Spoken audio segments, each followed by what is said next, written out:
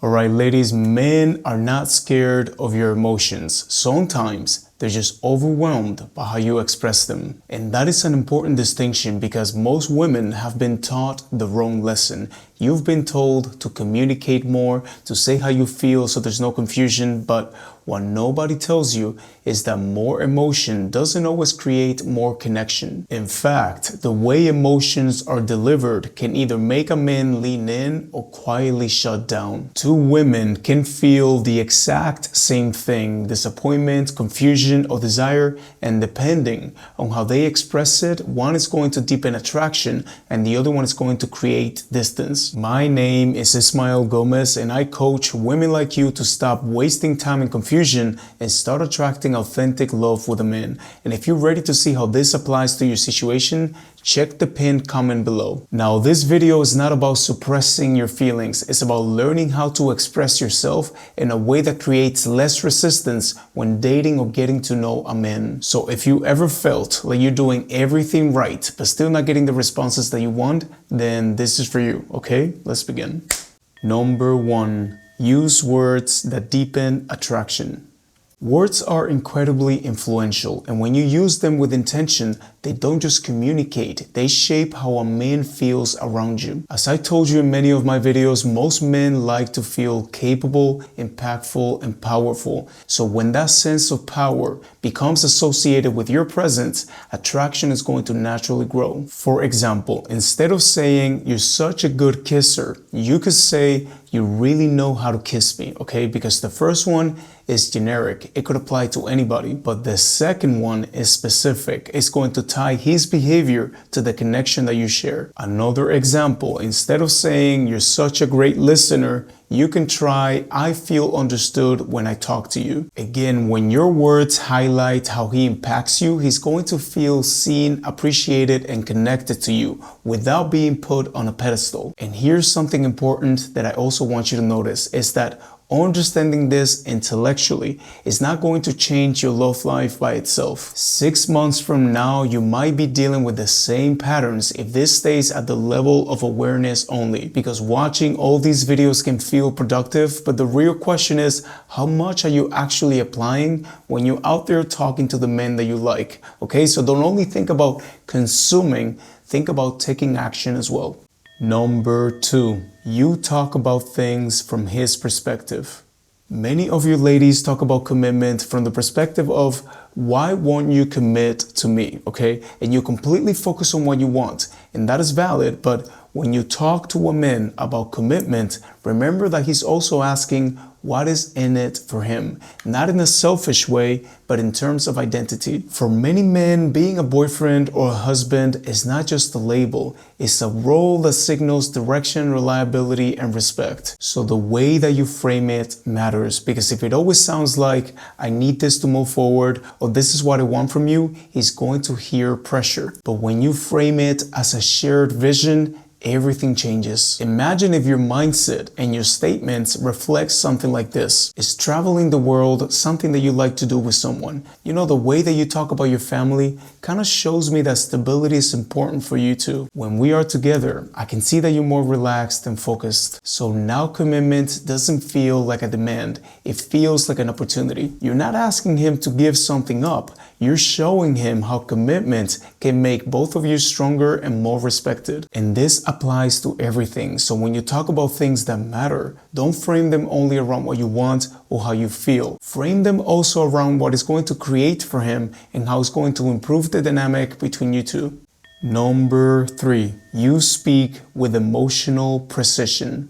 Most of us were not taught how to express emotions with clarity. Like when we went through school, nobody taught us these things, right? So when we feel things, we often struggle to name them, let alone communicate them. And I want you to think about this. How many times have you said something like, "I don't know, this feels weird," or "I'll tell you later," right? And you expect him to understand exactly what you meant. And the problem is that unclear language is going to create unclear connections. When you can't name what's really happening inside you, you're going to leave space for him to define it for you.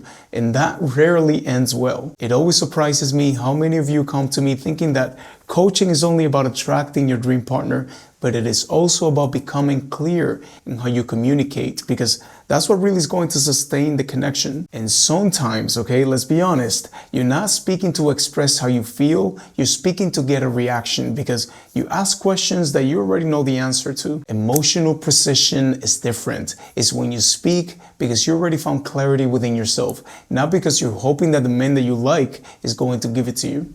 Number 4, you let silence do some of the work.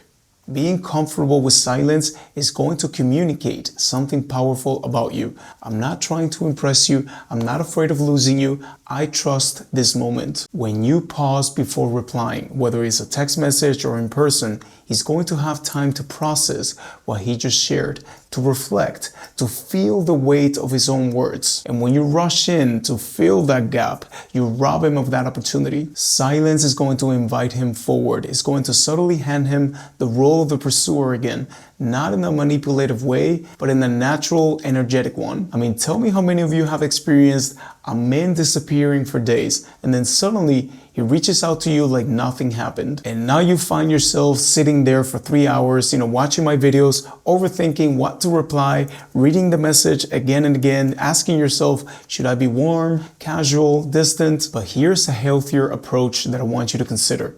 Not every message deserves a response. That is not being mean, that is being emotionally honest. A message that shows no curiosity, no accountability, no effort does not automatically earn your energy. You're not obligated to re-engage just because someone decided to resurface when it was convenient for them.